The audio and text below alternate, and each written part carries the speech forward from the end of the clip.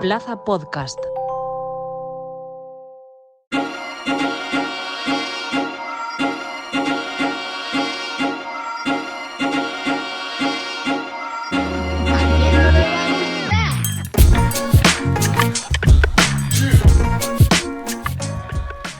En efecto, la Plaza de las Letras. Esto es el podcast literario de Ediciones Plaza y hoy es un programa muy especial.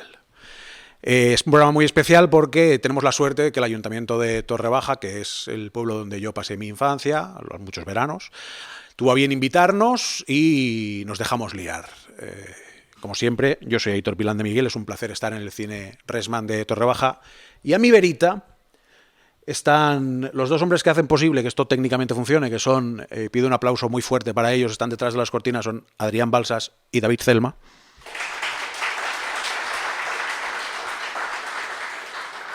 Pero además conmigo están, como siempre, Mamen Monsoriu y Javier Alandes.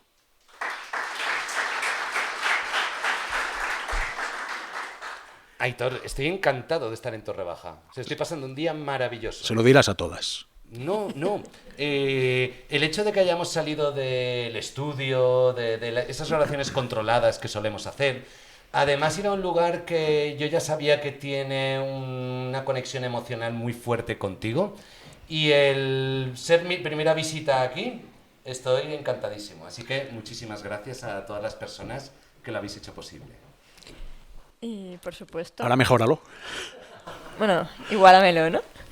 Lo mismo digo, estoy feliz de estar haciendo algo diferente con este programa y además en un lugar con tanto vínculo emocional y que aparentemente podríamos considerarlo un lugar pequeño, y con esto hilamos con todo lo que viene a continuación, un lugar donde parece que la literatura no llega, ¿no? O a priori no está llegando. Algo que afortunadamente está empezando a cambiar. Y que estoy segura de que cuando volvamos a casa daremos un súper empujón para que cambie todavía más rápido, porque sin duda estos lugares son los mejores, ¿no? Donde uno va y se siente más querido, más escuchado, más comprendido, y ahí es donde nos gusta ir. Hoy en el programa normalmente lo que solemos hacer es hablar de novelas o de tipos de tramas, o incluso hacemos algún análisis un poco más profundo, pero hoy hemos querido hablar de las posibilidades narrativas que tiene la literatura para ser y alcanzar los lugares en teoría más difíciles de alcanzar, como es esas zonas rurales donde desgraciadamente hay menos servicios, pero que no se ve afectado por la literatura, porque al final la literatura tiene la obligación y la capacidad de permear en todas las zonas, y de hecho lo sabemos bien, porque tanto Alba como María nos cuentan que el club de lectura de aquí del pueblo incluso ha leído los libros de Javier y de Mamen, cosa que me parece casi de obligación. Pero queremos también, y aquí Javier va a empezar con la primera piedra, hablar de los tipos de trama que nos pueden recordar, que nos pueden traer a esos lugares pequeños donde, sin embargo, se concitan algunas de las mejores historias. Fíjate que cuando hemos coincidido Mamen y yo, veníamos juntos en el coche, íbamos hablando, y ha habido un momento cuando la carretera ha girado, creo que hacia la izquierda, y quedaban los últimos kilómetros para llegar hacia Torrebaja, que hemos dicho, ¡ostras, qué paisaje! Wow. Qué verdes, ¿no? Aparte hoy que hace un día con un poco de calima y se ve como una cierta neblina, no sé si lo habéis advertido, como que los colores estaban un poco más apagados, pero se veía una profundidad distinta, y es todo como muy literario. Y Mamen, cuando hemos entrado en la primera calle de Torrebaja, en esa visión que tenemos, que todo lo intentamos convertir en historias o tratar de aprovechar para historias, ¿qué es lo primero que hemos comentado? Hemos comentado que la mayoría de las fachadas no tienen pintura, tienen la estructura original. Sí. Y ahora mismo que nos encontramos en proceso de escritura, es muy chulo porque parece que casi cualquier historia, cualquier rasgo, cualquier detalle es madera de convertirse en historia, en descripción, en escenario. Y digo, qué fuerte, ¿no? Hay un tipo de arquitectura, que es la arquitectura que tiene X años, y luego está la arquitectura que ni siquiera tiene pintura, ¿no? Que es completamente original. Y mira, ya tenemos un rasgo. Es decir, chulo. Que algún detalle de Torrebaja va a salir en tu próxima siempre novela. Sale algún detalle, siempre sale algún detalle. Yo pensaba, Aitor... ¡Enhorabuena! Sí, no me suele ocurrir, pero hoy pensaba que yo que también he crecido en un entorno rural, en un municipio pues pequeño, un poco alejado de grandes ciudades, y entonces pensaba en todas las novelas que yo he leído, o muchas novelas que he leído, que transcurren en municipios como puede ser Torrebaja. Y entonces que pensaba en el tipo de tramas que suelen ser susceptibles. Se me han ocurrido a mí, y os invito a que si se os ocurre alguna novela que coincida con esa trama, que la comentemos. Voy a ir de trama menos preferida a favorita. ¿Puedo pedir que no hablemos de 100 años de soledad? Es que voy a hablar de tramas, no de novelas. Muy bien. Voy a hablar de tramas, no de novelas. Y me gustaría hablar de tramas de menos favorita a top favorita. O sea, Rafaela Carrà al top. Sí. Las novelas que transcurren en municipios pequeños cuyo trasfondo es pueblo pequeño, infierno grande. Hay novelas que transcurren... 100 años de soledad. La carretera. La carretera. La carretera de McCarthy. Muy bien. De Cormac McCarthy. ¿Los santos inocentes? Los santos inocentes, efectivamente. Pero si os parece, en vez de hacer un listado, lo que podemos hacer es Hablar de un las poquito, novelas, me efectivamente, gusta. Así nuestro público puede apuntarse a esas novelas y, en caso de estar interesado, leerlas. Bueno, Delibes yo creo que era un gran cronista de la España rural de su tiempo. Sí. Y que ese tipo de trama... Y ya he dicho que hablo de la que es menos favorita para mí y luego llegaremos a la que para mí es favorita, pero que era un gran especialista porque ocurre en El Camino, ocurre en Los Santos Inocentes, que probablemente, aparte de que la hayamos leído, yo creo que todos recordaremos la maravillosa versión cinematográfica con Alfredo Landa.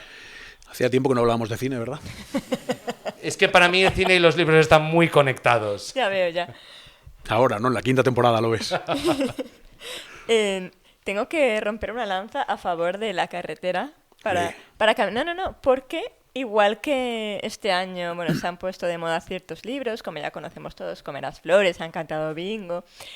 Se ha puesto muy de moda Dostoyevsky, que es sorprendente, ¿no? Que A estas alturas todos los jóvenes, deberían de verdad, leer todos todo los el jóvenes mundo. están leyendo Dostoyevsky Viva ahora. el clasicismo ruso siempre. Pues, ¿sabes qué se ha puesto de moda? La carretera.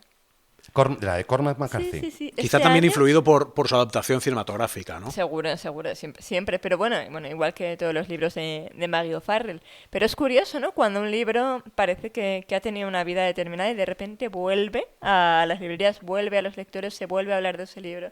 Y de repente vendemos un montón de ejemplares. La carretera, para quien no lo haya leído, es un libro en el que un papá y un hijo recorren empujando sus pertenencias por una América absolutamente desolada por un cataclismo. O sea, es un entorno más despoblado que rural, pero sí que recuerda un poco esos sitios inhóspitos, difíciles de sobrevivir, evidentemente porque allí ha sucedido una catástrofe, y al final en ese paisaje casi apocalíptico, se convierte ese viaje en una lucha desesperada por llegar al día siguiente, ¿no? por ver el sol. Es un libro formidable.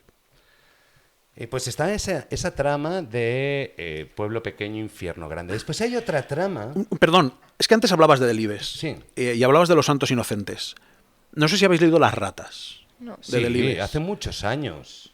Fíjate que Las ratas, no sé si entraría en Pueblo Pequeño, Infierno Grande, pero es que Delibes todo lo enfocaba a el sufrimiento de la tierra lejana a la gran capital.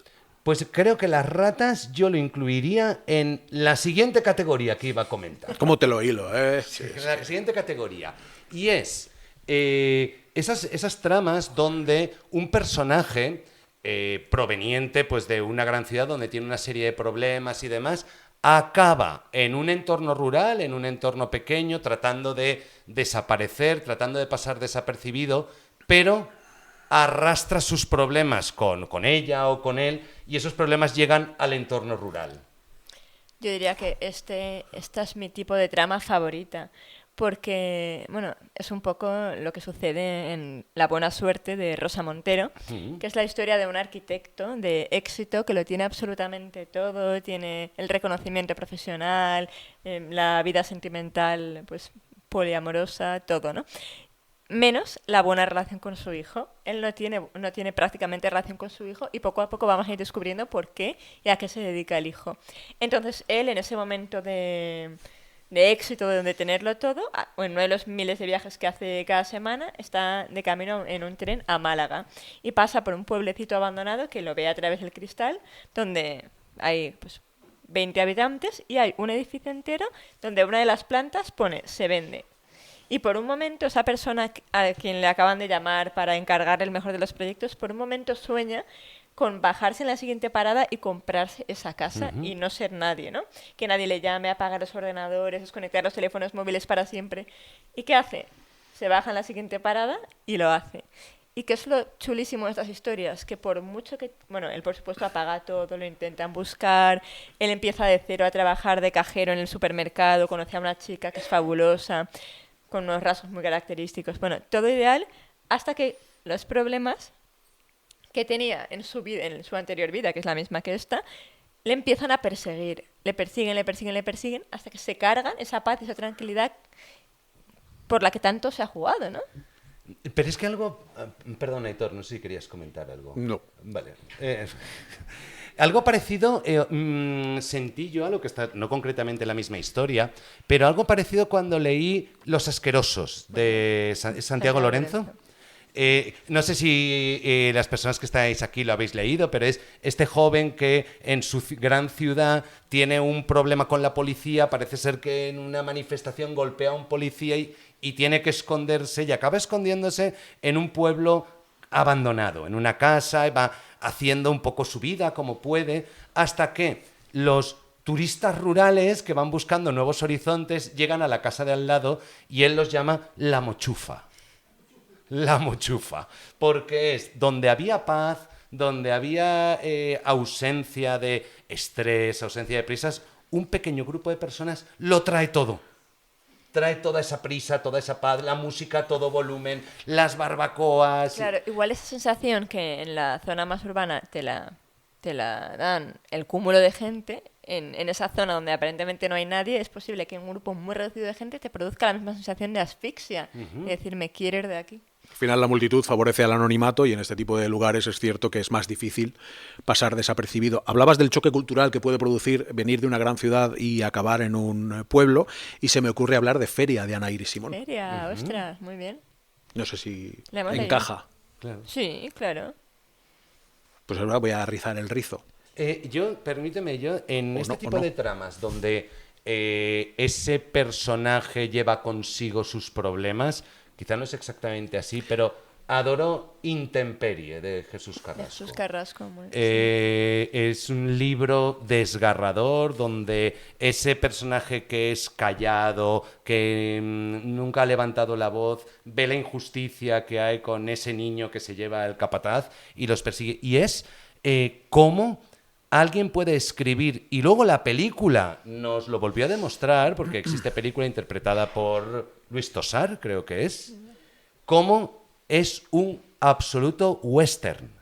Es un absoluto western que transcurre en el desierto de Almería, creo que es, y cómo esas jornadas interminables a caballo, con esos colores ocres, amarillos, que te dan una opresión en el libro incluso, no es necesario ni visualizarlo. Entonces es como ese hombre que huía de problemas y al final los problemas le acaban encontrando allá donde está. Yo voy a recurrir de nuevo a Delibes con el disputado voto del señor Cayo. Hablabais antes Maravilloso. del ruido que generan los foráneos en un entorno pacífico y relativamente agradable. No se me ocurre una novela que exprese mejor el ruido de 3 militares que van a convencer a un pobre hombre para que vote en unas elecciones. Hay una novela actual que trata un poco de lo mismo, se hizo película y demás, que es una chorrada, pero me recordó al disputado voto del señor Cayo porque se llama Un hipster en la España vaciada. Ah, sí. Y entonces trata de... Promete, ¿eh? Sí, bueno, pero al final no es más que una vuelta de tuerca al disputado voto del señor Cayo, donde un propagandista de un determinado partido político acude a un municipio para tratar de hacer proselitismo sobre su partido político y que la gente vote a ese partido político en las próximas elecciones. Y además esa gente suele estar muy convencida de tener la verdad absoluta. Hombre, no la tienen. Efectivamente. No la ¿Acaso tiene. no es así? Quien habla de política no la tiene. Mamen, como librera, el último libro de Julio Llamazares, que además acaba de publicar no hace mucho, El ¿cómo se viaje de llama? mi padre. El viaje de mi padre. Julio Llamazares es un escritor que, más allá de opiniones personales, creo que debería leer todo el mundo. Y me viene a la mente La lluvia amarilla. De eso se nos había olvidado, la lluvia amarilla. Efectivamente. Yo no lo he leído. De hecho, es el más importante, ¿no? Yo diría que sí, porque además es un libro que conjuga muy bien esa soledad literal, esa soledad de un Pirineo, de un pueblecito, de un Pirineo aragonés, de un hombre que está en los últimos días de su vida, pero es que además es un libro absolutamente lírico, es un libro escrito con una precisión poética en narrativa que tú como poeta supongo que incluso valoras el doble, claro. Sí. Y ya está. ¿Qué decir? Y ¿no? ya está. ¿Qué decir? ¿no? Y ya está. Sí, Pues eso, es que quería hablaros de La lluvia amarilla. Yo no lo he leído. es fabuloso. Y cuando te acabes La lluvia amarilla te lees el del viaje de mi padre. Vale. El viaje de mi padre yo no lo he leído. He escuchado opiniones, bueno, Es que al final escribe es muy bien. Sí, yo soy, ya lo sabéis, del bando de que cuando está bien escrito Da igual lo que da sea. absolutamente igual lo que te estén contando. ¿no? Entonces, Pero Pedro al fin- Páramo de Juan Rulfo, bien. Pero para mí Juan Rulfo, bueno. Yo tengo un problema con estas dos personas que tengo a cada lado, y es que Si solo son fuera uno. grandísimos lectores, y en cada una de nuestras reuniones yo me voy con 10 o 12 libros apuntados, que está muy bien porque dices, oye, ¿cuánta cosa tengo para leer? Hasta que te vuelves a ver con ellos 4 días después y tienes otros 10 o 12. Entonces ya mi lista ha llegado como a unos 75 y digo, no sé qué hacer con mi vida. Apunta uno más, Luz de agosto, de Wilnar Faulkner. Mira, al móvil. No, pero quiero sacar a Cuenta. Faulkner, Sí. precisamente para hilarlo con tu enorme afición al cine, para rebajar un poco la tensión del debate, porque Faulkner es un escritor indiscutible. Pero yo escucho el nombre de Faulkner y veo a la peli de Cuerda. Ah. Entonces, otra manera de retratar esa España difícil, esa España donde hay menos servicios, esa España donde hace 50 años había mucha vida y hoy queda muy poca vida, aunque ahora estén intentando algunos jóvenes con ímpetu darle la vuelta. Qué importante es esa traslación del cine para mostrar esa España. Bueno, ¿es España o es a Francia? Porque en Francia también habrá pueblitos maravillosos, aunque sean franceses. Bueno, yo es que... Aunque. Hombre, claro. O sea, Tenga que ser. Francia es un país maravilloso que lamentablemente está lleno de franceses.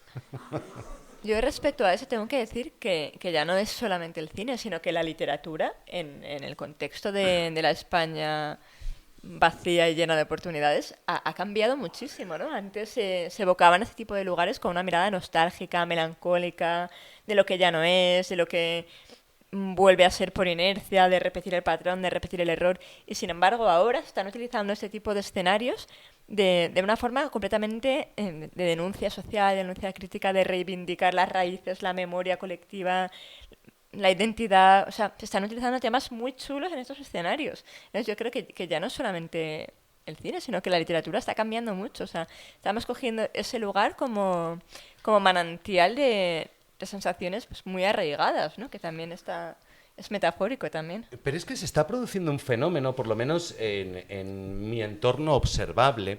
Hubo una frase que se dijo hace unos años en vidas como la que yo tengo, es decir, una vida urbana. Uno de los 50 escritores más leídos de este país, en una vida de ese señor. No, pero en mi vida de día a día se decía una frase que es que los niños no han visto nunca una gallina, los niños de a día de hoy. No sé si alguien ha escuchado esa frase. Sí. No, Pues pero... se decía por lo menos cuando mis hijos eran pequeños, Sí, yo la he los oído. niños ya no ven Yo una la he gallina, oído, yo ya la he no oído. ven una Es que se oveja. piensan que el pollo viene en bandejas. Exactamente, el pollo ya. Pues creo que está ocurriendo algo parecido con los adultos y los parajes rurales, las instancias rurales, el pasear tranquilo, el caminar tranquilo. Yo mismo me estoy viendo como un lujo lo que estoy viviendo hoy, cuando Eso, debería ser algo absolutamente. normal. Hablábamos ahora hace un rato de hacer retiros literarios, creativos en este ambiente y las personas que viven aquí lo ofrecían la posibilidad como si fuese algo tangible, fácil y para nosotros era de verdad. O sea, ¿de verdad creéis que esto es viable, que es posible que nos vengamos aquí unos días a escribir rodeados de naturaleza y en silencio?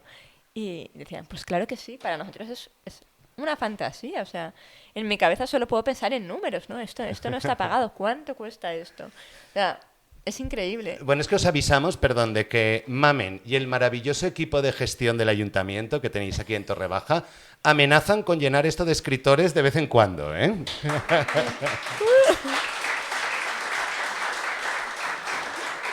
Va a pasar. ¿Me permitís un giro de acontecimientos? Permíteme decir el último tipo de trama y que es mi favorita, eso, antes de que cambiemos a ese giro. Go ahead. Vale, y para eso necesito vuestra ayuda porque... ¿Tenemos que bailar o algo? No, ¿no? Si deseáis, No, sí, aquí si el lo rapero deseáis. bailarín es tú. Si lo deseáis, sí. Pero para eso necesito vuestra ayuda porque la trama la tengo muy clara, Pero- incluso sería algo... Pero no me vienen a la cabeza ejemplos. Vale. Y sí que me vienen ejemplos quizás más cinematográficos, pero mi tipo favorito de tramas donde entra lo rural es esas tramas donde hay un personaje que o bien porque tiene una determinada edad o bien porque tiene un desencanto de la vida que lleva y es como que va a perderse, va a abandonarse como último recurso, oye, me voy al último pueblo perdido y que me deje todo el mundo. Y cuando pensaba que se iba a su particular cementerio de elefantes, va al lugar donde su vida va a dar un giro y va a cambiar, y donde va a volver a confiar en la gente, y donde va a conocer a nuevas personas, y donde va a encontrar nuevos objetivos. No es rural, pero por ejemplo, Paul Auster en Brooklyn Follies lo hace. Y si tuviera que irme a algo un poco audiovisual, me recuerda mucho, pues no sé, a Doctor en Alaska, por ejemplo, o Doctor Mateo. Y no sé si en libros se os ocurre algún ejemplo. Bueno, el giro no va a ser a mejor, pero el ejemplo más cercano, ¿no? Que más hemos escuchado es Un amor de Sara Mesa. Ajá. Sara Es Mesa. un libro pesadito, ¿eh? Bueno, a mí el libro y, Es un y la libro película pesadito. me gustaron los dos. Lo que pasa es que yo soy... A mí me gusta mucho la Tú eres Sara Mesista. incomodidad. Eres más Eres intensa Sara que la Mesista. Hirviendo, lo sabemos todos. No, no soy tan saramesista, ¿eh? Está como en mis ni fu ni fa, mis 6-7. Mis hijos. Pero... O sea, bien, pero no me súper encanta. Sin embargo, la incomodidad, lo que hablábamos, es esta comida. Para mí es una sensación muy chula, porque en el momento en la que cualquier trama, ya sea película, conversación, libro, te genera angustia, es que está ejerciendo un poder sobre ti, por lo que es bueno, ¿no? O sea, por lo menos para mí. Un amor, por supuesto, de Sara Mesa, que es bueno, una chica que se va a vivir a un ambiente rural y se va a encontrar con un giro de trama en su vida muy grande. Y, por supuesto, Los ingratos de Pedro Simón, que es el ejemplo más bello que existe. Escribe fantástico, Pedro Simón. Pedro Simón Escribe sí que es fabuloso. poético. Wow. Pedro escribe bárbaro. Yo me voy a ir, como siempre, a un libro viejo para hablar de esto. Claro, claro. Porque sabéis que los libros más modernos que leo son del siglo VI. Un libro de 1908. Ana de las Tejas Verdes. Ah, Claro. maravilloso. Lo volví a leer hace nada. Claro. Es eso, es una niña que Claro. es enviada y que no solamente ella cambia, sino que cambia todo el espectro social de sus relaciones familiares y demás. ¿Está bien eso? ¿Es un buen ejemplo? Sí, Es sí, muy es buen maravilloso. Es Pues ahora maravilloso. permitidme que haga un giro y os tiro dos libros. Venga, ¿pero y- a la cabeza o...? Sí, os tiro dos libros y además creo que es uno para cada uno. Y Y ahora es cuando empiezo a sudar porque digo, ¿a que no lo he leído? Ese No que pasa me dices? nada. ¿Lo ¿A que sabéis? no lo he leído? Y me lo voy inventando sobre la marcha. Bueno, no voy. ¿Hacemos eso? no, Vale, vale. no será ni la primera ni la última vez que eso suceda. Os voy a tirar dos libros y que cada uno recoja el que quiera. Vale. Canto yo y la montaña baila y Vale. Misery. Pues yo tengo claro cuál voy a coger. ¿Cuál? Yo, las montañas que cantan y bailan, esas Ah, vale, no. pues ese yo. Es un libro para cada uno. Son dos libros que además Por favor, repite el título porque además... Canto yo y la montaña baila. Bueno, Maravilloso, Canto yo y la maravilloso. montaña baila es uno de los títulos más De Irene, bonitos. ¿cómo se llama? Irene Solá. Irene Solá. ¿Sabéis por qué pone esos títulos? Bueno, ella tiene varias novelas, pero las dos novelas más importantes son Canto yo y la montaña baila Y otro título y Te di precioso. ojos y miraste las tinieblas. Ese título es maravilloso. Es que son causa-consecuencia. Canto yo y la montaña baila, te di ojos y miraste las tinieblas. Pero ¿sabéis lo que significa realmente Canto yo y la montaña baila? Esto es brutal, lo escuché en una entrevista hace... Tú prepárate, Misery, que vas enseguida, ¿eh? Sí, sí, no, pero es que me 4 está años. interesando mucho esto de ¿Sabéis qué lo que significa? Que cuando canto yo, cuando escribo yo, cuando soy yo la que lleva la pluma, puede pasar absolutamente todo. Que las ovejas hablen. Bueno, que las ovejas hablan en ese libro. Y, por eso, sí, que absolutamente. las montañas bailen. Puede pasar absolutamente todo, porque como yo soy quien lleva la batuta, yo soy quien orquesto la sinfonía. Todo es posible en mis libros cuando canto yo. Es bellísimo. Pero ¿y tiene un componente rural, un componente? Bueno, yo no lo situaría dentro de la España vacía, lo situaría más como la fantasía, ¿no, Aitor? A mí me parece un libro fantástico. Es verdad que tiene un libro que tiene muchas capas. Los dos que has nombrado tienen muchas capas. Son novelas que te las puedes leer desde un punto de vista superficial y son bellísimas, pero creo que si abundas un poco en la profundidad de la lectura, descubres que son libros que efectivamente te hacen pensar no solo en la capacidad narrativa de la autora, sino en tu propia realidad, de decir, caramba, es verdad que si yo me pongo, pues las cosas suceden, ¿no? O sea, que es importante que me pasen cosas, pero a lo mejor tengo que provocar que las cosas sucedan. Yo creo que por ahí puede ser interesante. Wow. Estáis muy profundos ambos, o sea... Yo tenía que lucirme. Sí. Hombre, no me has avisado que había que venir de traje. No, escúchame, me llega a avisar, me pongo el traje. Que yo me enteré ayer a última hora. A ver, Marina, dime que hay que venir de traje, por favor. La frase es el pueblo de tu abuelo. Entonces... ¿Y Misery qué? Pero entonces me he librado porque no tengo ningún abuelo de aquí. Pues mirad, Misery, por si estoy seguro que lo conocéis, porque lo habéis leído, a lo mejor alguien ha visto la película, pero es un famoso escritor que es un libro de Stephen King, el maestro del terror. Que nunca acaba bien un libro. Es como Alex de la Iglesia. Nunca acaba bien una película, efectivamente. Pero bueno, para quien no lo conozca, es un escritor muy conocido que va con su coche por una carretera de montaña que está toda nevada y tiene un accidente. Y del coche lo rescata una mujer que vive pues, en una cabaña aislada y que le da una serie de cuidados. Lo que pasa es que la mujer es una fan acérrima de este escritor. Y lo que no va a querer es que se vaya. Está un poquito picueta la muchacha. Sí. Y entonces, yo cuando vi la película, yo he de reconocer que vi la película antes que leí la novela. Y entonces cuando vi la película me recordó porque en mi pueblo ocurría determinados casos donde hay personas que deciden, por voluntad propia, vivir muy aislados. Vivir pues en una casa muy alejada, una casa en mitad del bosque y demás. Y las personas que yo conocí que vivían así en mi pueblo eran personas que acababan generando una realidad alternativa al no tener contacto diario con otras personas, al no tener una socialización, una empatía. Y es lo que ocurre dentro de Misery, es decir, es lo rural pero llevado como a un extremo que puede ser hasta maligno. Antes de adentrarnos en el noir rural, que sería la novela negra ambientada en los espacios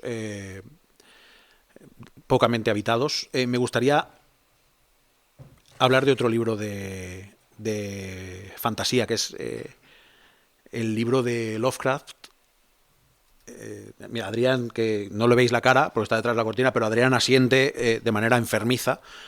El color que cayó del cielo, que es un libro que relata lo que sucede cuando un meteorito cae en las afueras de un pueblito.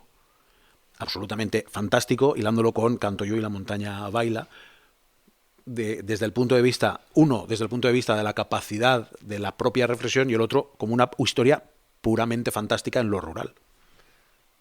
Pero fíjate, me acaba de recordar un hecho. No he leído ese libro de Lovecraft.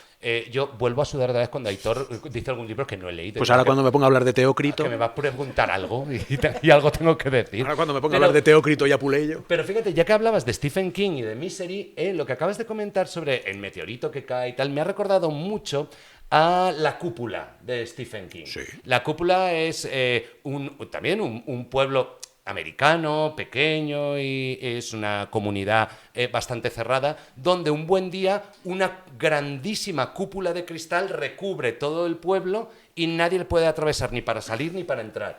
Y la gente se queda atrapada dentro de la cúpula. Y entonces se produce en ese ambiente sobrenatural, de ciencia ficción, se produce dentro una trama de pueblo pequeño, infierno grande. Bueno, claro, es que si te encierran y no puedes ni salir ni entrar es un drama, Claro. ¿eh? Es decir, entonces tenemos la trama sobrenatural de qué es esa cúpula, cómo ha llegado hasta allí, cómo se puede romper, qué podemos hacer, y la trama de estamos dentro, pero tenemos que seguir viviendo. Permitidme una pequeña digresión.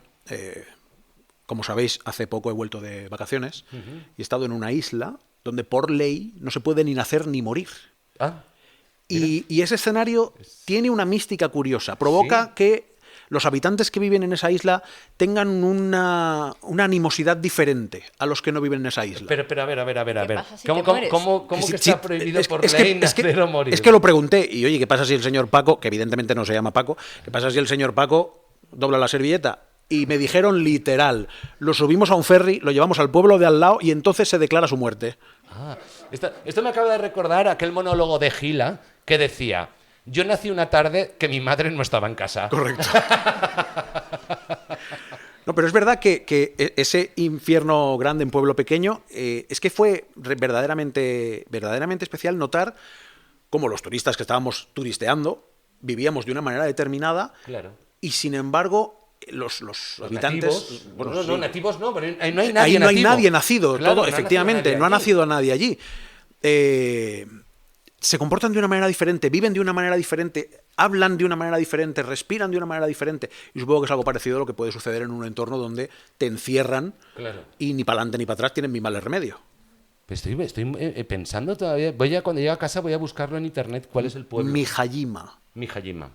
No estaban bien esos señores de Mijajima. En presente, de indicativo, no están bien. no están bien. La isla tiene nombre de escritor. Sí. Hajime. Mijajima. Fue una maravillosa excursión buscar librerías en Japón. Habéis visto fotos, o sea, es delicioso. ¿Cuánto se presta lo rural, el municipio pequeño a la literatura, verdad? Me encanta porque mientras hablan, a mí no se me paran de ocurrir libros. Pues adelante. Que yo decía, si no hay ninguno, casi. ¿Cómo? No. Bueno, algo muy interesante que yo creo que tenemos que comentar, porque todos los que estamos aquí somos feministas, ¿no? Es cómo utilizar el ambiente rural para hacer una denuncia feminista, que es muy chulo. Es lo que hace, por ejemplo, María Sánchez en Tierra de Mujeres, es lo que hace María Bastaros en... ¿Cómo se llama? No era esto a lo que veníamos, que está editado en Candaya. Entonces también aprovechar estos lugares donde, pues, por tradición, bueno, son lugares que han avanzado más despacito, todo llega un poco más tarde. Las velocidades son efectivamente diferentes. Sí, son diferentes y es lo que digo, ¿no? Que como Pero, igual... pero qué beneficiosa es la velocidad un poco más lenta, ¿eh? Bueno, esto es Claro. como todo, la perspectiva es la que hace que juzgues de una manera determinada. Yo la echo de menos. La perspectiva. La vida lenta. La vida lenta. Te compro eso y te hablo de un libro del siglo XIX. Es un libro, desgraciadamente, francés, que se llama Tess, la de los Suberville, que es un pueblo en el que efectivamente una joven campesina es víctima de esa hipocresía propia del siglo XVII. Una mujer que decide liderar su propia vida y no tener el anclaje de un hombre en 1891. Que eso era, vamos, Claro, eso era muy valiente. Pues hay un libro escrito por un señor que se llama Tess, la de los Suberville. ¿Sabes? Me ha recordado un poco, que esto sí que lo tratamos en uno de nuestros clásicos del podcast, me ha recordado un poco a Cumbres Borrascosas. Bueno, Cumbres Borrascosas, sí. Me miráis esperando algo, ¿no? Sí. Que nos digas, sí, qué rural. Esperando No, Cumbres el Borrascosas. No voy a opinar ni de la película ni del Qué libro. orgulloso No. estoy de mis chicos que hacen referencia a Cumbres Borrascosas. Te tengo que contar una anécdota muy chula y es que hace poco me avisaron de una semana para otra prácticamente que tenía que dar un curso en la Universidad de Escritura Creativa a profesores. Entonces yo me hice todo mi temario, pero luego dije, ¿cómo introduzco yo un curso así, además para gente que me dobla la edad, que sabe mucho más que yo, etc. Y se me ocurrió hablar de que la literatura es hoy, pero ha sido siempre. O sea, todo lo que podemos escribir hoy estaba ya todo escrito. Yo llevo 25 años diciendo que todo está escrito. Ya sabes que soy muy pesado con ese tema. Entonces, ¿qué hice yo? Dije, la primera clase vamos a hablar de la epopeya de Gilgamesh. Oh, Pezones como tuercas. Te lo juro. Sí, sí. ¿Pero tú te acordabas de eso? Me la sé de memoria. Pero ¿cómo no se la vas a ver si está todo ahí? En la epopeya de Gilgamesh y en la Odisea está todo. Punto por punto, viene todos los temas. Pues la tradición, Todo, el amor, la tradición, el inmortalidad. amor, la venganza, el crecimiento personal, todo está en la Todo, epopeya. todo, Y además, todo. en el caso de la epopeya de Y es, Gilgamesh, es la primera historia que consta como literatura, ¿no? Sí, es Con el primer libro reflexiones, escrito entonces, del se habla de la siglo historia de la literatura mediante la 8000. epopeya de Gilgamesh. 4000, el 4000 antes de Cristo. Y me quedó increíble. Además, la epopeya de Gilgamesh, que evidentemente no tiene autor, se ha ido descubriendo a través de tablillas sumerias que a lo largo de la historia fueron juntando y acabaron descubriendo que efectivamente era una historia. Tiene no solamente la ventaja de ser el primer libro como tal que se reconoce en la historia, sino que además te lo cuenta 3 veces, porque es el primer libro que utiliza la famosa regla del 3 y todo lo... es recalcitrantemente pesado, insistiendo 3 veces en todo, pero efectivamente, si es que está todo. O sea que Netflix no ha inventado nada nuevo. Es que ha salido ahora la noticia del algoritmo Netflix que obligan a los guionistas a repetir la trama al menos 3 veces a lo largo de la película porque la gente está con el móvil. Tablillas sumerias en arcilla.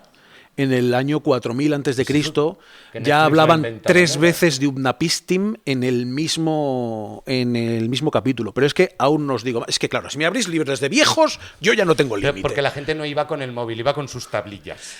Con sus pequeñas Pero tablillas. es que mientras leía. permitidme, perdonad el exceso de erudición o de idiotez. Upnapistim es Noé. Upnapistim es un señor que tiene más años que un bosque, que en la epopeya de Gilgamesh construye un barco para salvar a la humanidad. Es verdad, qué fuerte. Claro. Pues si es que está todo contado ahí. Qué fuerte. Y lo poquito que le faltaba por contar a quien fuera el autor de la epopeya de Gilgamesh, lo contó Homero en la Odisea. Y paradme. Sí, Pues, sí, es que sí. sabéis que si me pongo a hablar de libros que tengan más de 10 siglos, me quedo más solo que el junco. Te paramos, dime. Pero mira, creo que está ocurriendo en este momento algo muy bonito. Y es el hecho Estar de aquí que... con todos vosotros. No, Estar pero el aquí hecho con de todos que vosotros. un sábado por la tarde aquí en Torrebaja estemos hablando de... Hayan salido un montón de títulos, y desde Cumbres Borrascosas a Gilgamesh, y hayamos hablado de tramas, y es la magia que tienen los libros, ¿no? Que son capaces de juntarnos y de que hablemos, de que salgan temas que a lo mejor en conversaciones del día a día no salen. En las tuyas. Porque yo hablo de la epopeya de Gilgamesh cada 2 o 3 horas. Sí, sí, sí. Así llevan los compañeros de trabajo. Así. Visto así. Y lo que creo que es importante cómo el Ayuntamiento de Torrebaja y su equipo de gestión está trabajando es que nosotros que residimos en Valencia, quizá un acto como este, pues hay 2 al día si los buscas, ¿no? Sí, O presentaciones de libros, o clubes de lectura y debates de no sé qué. Pero quizás a lo mejor en un municipio como Torrebaja no hay todos los días una actividad literaria. Y cómo el hecho de que la haya hace que un sábado por la tarde estemos todos juntos aquí en el Cine Teatro Reisman, hablando de libros, guardando un recuerdo para siempre, y que además de que los ayuntamientos tengan la capacidad y el deseo de juntarnos para cultura, que los que tenemos la capacidad, pues porque tenemos un podcast o porque escribimos algún libro, también sintamos la responsabilidad de llegar al mayor número de lugares posibles. Entendéis ahora porque es uno de los 50 mejores escritores del país, ¿verdad?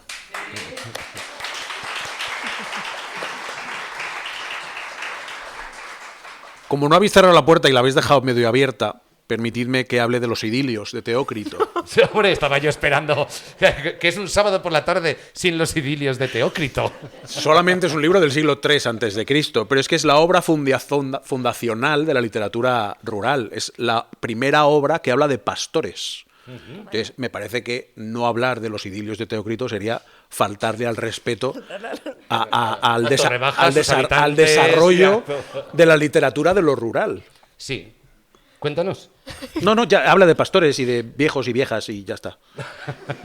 Es un libro de poesía en latín, en griego del siglo III, quiero decir. Yo quiero hablar de otra corriente, no me refiero o sea, otra corriente donde priman la escritura, la libertad, la literatura, la naturaleza, se mezclan como todos esos ingredientes.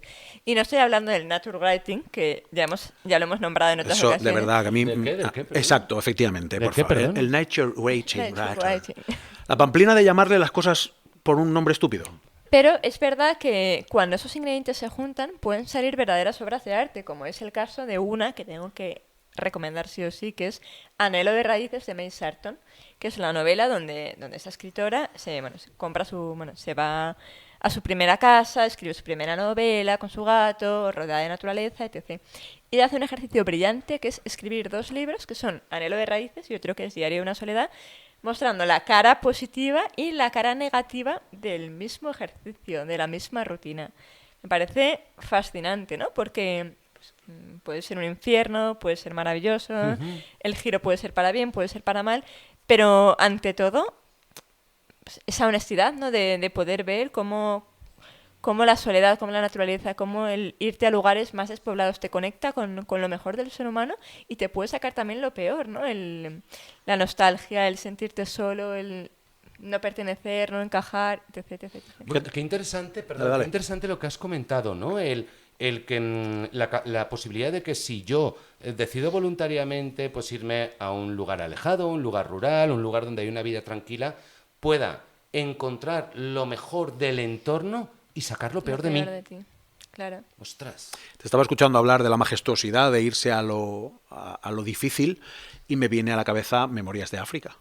Bueno, claro. Yo tenía una granja en África. ¿Y qué tal fue? No, empieza así el libro. Empieza así el libro. Es la primera Es que, frase del libro. El libro es de principios del siglo XX, está escrito por una mujer. Luego, evidentemente, todos hemos visto la película, pero no creo que haya nada más majestuoso. Evidentemente se queda solamente la parte bonita, en la parte en la que todos, no hay ningún problema, más allá de que... Bueno, más allá de que ella tiene sífilis, que sí, le pega al marido... pero ¿no? escúchame una cosa, eso es una nimiedad, Eso es. pamplinita. Pero es verdad que en la parte natural se centra en lo epatante de la belleza claro. de la África verde, ¿no? Y te estaba oyendo y me ha recordado al libro, pero solo narra la parte bonita, no, más allá de que efectivamente está enferma y se va a morir.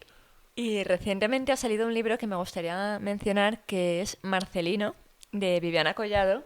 Viviana Collado es la autora de Yeguas Exhaustas, que es básicamente cómo una persona de ambiente rural se traslada a la ciudad y se encuentra con todas esas inseguridades, esa pobreza que por mucho que cultives, esa humildad que por mucho que estudies siempre te va a quedar ahí, ¿no? El que es pobre para siempre, el que no sabe, por mucho que lea, por mucho que aprenda, sigue sintiendo que no sabe. Y bueno, la violencia, etc, muchísimas cosas. Y ahora ha escrito un libro que se llama Marcelino, Decires de un hombre. Y es la historia de un hombre de ambiente, escenario rural, que ella le ha puesto palabras a todo lo que los hombres en esos contextos no son capaces de decir. Con la presión de la cultura ahí, cuánto daño, ¿eh? ¿Cómo? La presión de la cultura social y de los clichés, cuánto daño. ¿Por qué? Porque no ser capaz de decir algo significa que no te han educado para decirlo. Sí, y o que llegas tarde, o que quizá en el momento no tienes los recursos. O sea, los recursos ya no me refiero a las palabras, ¿no? Sino la necesidad incluso de comunicarse. Ajá. O sea, como que siempre a ese tipo de hombres se les ha tildado de machistas, de atrasados, de tantas cosas, ¿no? Sin embargo, este libro como que pone en valor que quizá no lo hacen porque no pueden, ¿no? O porque no saben, no conocen las formas. Entonces me ha parecido como bellísimo y más viniendo de ella, ¿no? Los límites del entorno, ¿no? ¿Cómo? Los propios límites del entorno. Los límites del entorno y cómo todo lo que no pronuncian sí que existe en su cabeza, que eso me ha parecido muy chulo. No sé si tú estabas con la librería abierta ya cuando Andrea Breu publicó Panza de burro. Estaba Acababas de abrir, ¿no? Abriste justo antes de pandemia, ¿eh? Guerrera. Justo. No sé si habéis leído Panza de burro. Panza de burro es un... A mí me gusta. Esa era la pregunta que os iba a hacer, porque es un libro que trata lo rural, que trata además de un escenario de despertar, tú lo llamas, siempre utilizas una... Coming of age. Efectivamente. Coming of age. Efectivamente. Es un libro que va de chavales haciéndose adultos, que es muchísimo mejor que Coming of Age. Pero sin embargo está escrito de una manera muy rural. Está escrito en un casi guanche canario, que hace muy difícil la lectura por momentos, y que sin embargo funcionó bárbaro. A mí lo que me ocurre cuando el dialecto, la manera de hablar es tan suya, tan característica, es que o me encanta o no me gusta nada. Entonces, con Panza de burro me sorprendí de que me gustó muchísimo la manera de ser contado. Como me pasa, por ejemplo, con Punto de Araña, que es una novela que han publicado hace poco en Nerea Pallarés. Me ha pasado con Han cantado bingo. Han cantado bingo es un libro que también sucede en un ambiente rural en Lanzarote, que es bellísimo. El acento, iba a decir, ¿no? Se lo está leyendo Alba, nos ha dicho Se lo antes. está leyendo el ayuntamiento de Teruel. El ayuntamiento se lo está leyendo, efectivamente. De hecho, hemos ido a ver una de las casas y ha dicho, mira, ¿ves esa montaña? Pues es igual que el volcán, maldito, que sale en Han cantado bingo. Entonces me ocurre eso, que o me entra muchísimo la manera de escribir o no me entra nada en absoluto, como por ejemplo Calabobos, ¿no? Que no me Que es horrible Calabobos, no se puede ser más pretencioso que ese libro. Yo no digo que sea horrible. No, pero ya lo digo yo, que a mí no me importa opinar. A mí no me pareció horrible porque no pude continuar, ¿no? Solo quería bailar, que es, sevillano también me costó muchísimo. O sea, me pasa que o me entra o no me entra. Y a mí Panza de burro me entró. También es verdad que no es lo mismo el guanche canario, que incluso escrito es dulce y musical, que el bable, esa reminiscencia de ese castellano antiguo se hace más pesado. Pero, dicho lo cual, Calabobos es un libro horrible. Bueno, eso cada una tendrá su opinión, ¿no? Mira, me ha traído un recuerdo lo que has comentado sobre la capacidad, y esto ya no tiene nada que ver con lo rural o lo urbano, pero la capacidad del género masculino para expresar emociones. Si es mayor, si es menor. Y entonces, oyéndote hablar, recordaba a mis abuelos, mi abuelo materno, mi abuelo paterno, y ahora soy consciente de la dificultad que tenían ellos para expresar emociones. No porque no las sintieran, ni mucho menos, sino por ese acervo cultural que claro, que es lo que he comentado tú, antes, la presión social y cultural de la vergüenza. época. Y me he dado cuenta de que yo creo que tengo una mayor capacidad, probablemente no total, pero una mayor capacidad para expresar sentimientos. ¿Más? O sea, si tú expresas más sentimientos, ya no, por favor, ya. Sí, pero bueno, más que mis abuelos. Sí, más que ellos, desde luego, pero casi más que nadie. Y el verdadero papel, el vital papel que han jugado los libros a la hora de ser capaz de expresar determinadas emociones y determinados sentimientos. O al menos de entenderlos, ¿no? De Sí, entenderte a ti mismo, ¿no? Eso es. Ya no de expresarlos, sino de ser capaz de comprender qué entenderlos. pasa, ¿no? Los libros sirven para poner palabras a sensaciones que nosotros hemos sentido en algún momento. Sirven para eso. Al final, leer, ver una película, Lo que sentiremos. hablar compartir un escenario con alguien, te llevan inevitablemente a un momento de empatización, y la empatización no deja de ser un ejercicio de comprensión de lo que está sucediendo contigo mismo o con otro, ¿no? Entonces, al final, es verdad que te lees un libro que hable de algo que te está pasando o que te pasó el año pasado y inevitablemente empatizas. O sea, que leer no te hace más listo, pero un poco sí, ¿no? Yo voy a opinar de Calabobos, de eso no. Listo no lo sé. Te hace más empático. Claro. El problema es cuando te hace empático solo contigo mismo. Bueno, no sé. la empatía Hombre, es... de vez en cuando es necesario ser empático con uno mismo. Así Hay es. veces que somos muy poco generosos con nosotras o nosotros mismos. Si yo te creo pregunto que por leer- Steinbeck, ¿qué te viene a la Ay, cabeza? De ratones y hombres, claro. O la perla, O la ¿O Al este del Edén? claro. las uvas de la ira. Bueno, sí. Que no sé si habéis leído Al este del Edén. No. Y visto la película.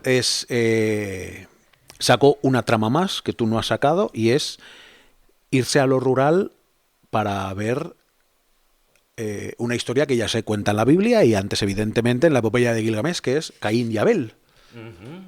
Mira. Ese rural y esa pelea que todos tenemos en la cabeza, familias enemistadas porque hace 153 años me robaste un bonobús. Eso es Al este del Edén, al final, sin bonobús, pero al final son esas peleas que en un terreno no masificado son evidentemente más superficiales que en una ciudad. Una novela negra, que se nos acaba el tiempo, fabulosa, ambientada en Tenemos ambiente unos rural. 6 minutos. ¿Cómo? 6. Venga. Perfecto. es Lo que la tierra calla, de Iván Baeza, que de hecho está nominado a Mejor Novela Negra. Y además lo a Mejor Novela. presentó hace poco en tu casa, hace Sí, muy en poquito. noviembre, sí. Y que le envidio el pelazo que tiene. Bueno, y te cuento yo. Y es la historia de un escritor que ha vendido muchísimo en el pasado y últimamente ya, pues, vende lo justito, ¿no? Entonces su editor le da un ultimátum y le dice: te doy la última oportunidad para hacerme una novela bestseller, la última. Entonces él lleva 2 años planeando esta novela, vive a costa de su mujer, o sea, actualmente es un mantenido, un hombre que ha ganado mucho y que ha vivido según lo que ha ganado, ¿no? Y que ahora está como bajo mínimos. No se le ocurre ambientarla en un ambiente rural. Y le pide a su mujer, que ya es de un pueblo al lado de Valdepeñas, que le lleve al pueblo y que le presente como a las grandes esferas de los cotos de caza, que son 2 familias que tienen sus más y sus menos. Me has recordado tú por eso. Y esa noche de las presentaciones pasa una cosa. Entonces el libro se mide antes de la cena y después de la cena. Esa cosa deriva en una investigación policíaca. Hay solamente una policía porque es un pueblo pequeño. Y él, el escritor, el protagonista, le pide a la policía si le puede acompañar en toda la investigación policial. Para su novela, claro. Entonces la mujer le dice: por favor, no, que es un secreto de mi familia, que estás, o sea, no quiero enterarme y mucho menos que se entere el mundo. Pero él y su ego le van a llevar a seguir esa investigación, llevarla a cabo y acabar convirtiéndola en novela. ¿Cómo se llama el libro? Lo que la tierra calla, es fabuloso. Pero bueno, fíjate que esto que has comentado con este ejemplo de familia, que es de mi familia, que remite un poco a lo que acabas de decir tú, ¿no? Claro. Esa cainidad y habilidad. Efectivamente, que no habilidad. Efectivamente. Permitidme que os hable de un escritor con mucha habilidad. Perdón. Y este es el último libro del que yo hablo hoy. Es un libro del que ya hemos hablado en el programa. De hecho, recuerdo vuestro entusiasmo cuando llevaba casi un año diciendo: por favor, queréis leeros esto, y cuando lo leísteis, aunque solo fuera en antena, me lo agradecisteis. Es el libro que contiene Psique y Cupido, que es El asno de oro de Apuleyo. Es un libro de cuentos del siglo II después de Cristo, escrito por un romano, donde el protagonista principal es transformado en burro y a través de sus ojos ve todo lo que sucede en la sociedad romana. Es un libro que habla de lo rural, es un libro que habla de lo humano, de lo divino, de lo ajeno, de lo propio, desde el punto de vista de los ojos de un burro que es un ser humano. Es un libro formidable y evidentemente también es un libro que retrata esa zona no poblada, porque no está basado en Roma, está basado en una población del imperio que estaba más despoblada. Y yo hasta que despidamos el programa ya no hablo más. Salud. Qué variada es la literatura, ¿no? El cancelado Will Smith, después de dar una bofetada a Chris Tucker en directo en los Oscars. ¿Te imaginas que te pregunto si se la merecía? Pues yo creo que sí. Yo creo que sí. Pues yo también. Yo creo que sí. Pero él tiene un discurso muy conocido que dice que los dos únicos secretos de la vida son correr y leer. Ah, Dice, mira, pues soy perfecta. Viva Murakami, ¿no? Viva dice Murakami. que mientras sales a correr, por hacer deporte, tienes ahí una conciencia que te dice: párate, te duele todo, no puedes respirar, estás muy cansada, muy cansado. Pero que si eres capaz de dejar de oír esa voz y la vences, eres capaz de todo. De todo. Y leer, que dice que cualquier cosa que nos pase en nuestra vida ya le ha pasado antes en la historia a alguien. Y la ha contado mejor que tú. Y la ha contado en un libro, y la ha contado cómo la ha solventado, cómo la ha transitado, y que si somos capaces de buscar esos libros que nos acompañan en cada uno de nuestros momentos vitales, esos momentos vitales pueden ser mucho más llevaderos. Por lo tanto, yo creo que para acabar... En otras palabras, leer te da tablas. Sí. Sí. Te da músculo para afrontar la vida. Así que, en fin, da igual Así a que qué, leer. da igual quién, da igual qué género, leer es clave. Aunque me maten en el control de Ediciones Plaza, os voy a pedir, como acontecimiento sin parangón, que recomendéis 5 libros que creáis que sí o sí hay que leer. ¿En el mundo? O sea, O sea, en la vida, a lo largo de la vida... imagínate que mañana vienen los marcianos de Marte y te dicen: Marte, mamen, ¿qué 5 libros me leo? O sea, esto sigue como... Vale, toma. Respóndelo. Ojo, y queda bien, que parece que seas culto pero inteligente, pero a la vez mordaz. Pero has utilizado la palabra clave, parecer. Parecer. Empiezo yo, que los tengo clarísimo, porque soy muy pesado. Sí. Venga. La Odisea de Homero, ¿Vamos? El Conde de Montecristo, La Divina Comedia, el Macbeth y los ensayos de Montaigne. Si te lees esos libros, te lo has leído todo en la vida. Todo. Yo voy a decir... ya has dicho tú El Conde de Montecristo, que sería uno de los que he hecho, pues voy a decir Los Tres Mosqueteros, que es del mismo autor y que, bueno... Del mismo autor o de cualquiera de sus negros. O de cualquiera de sus...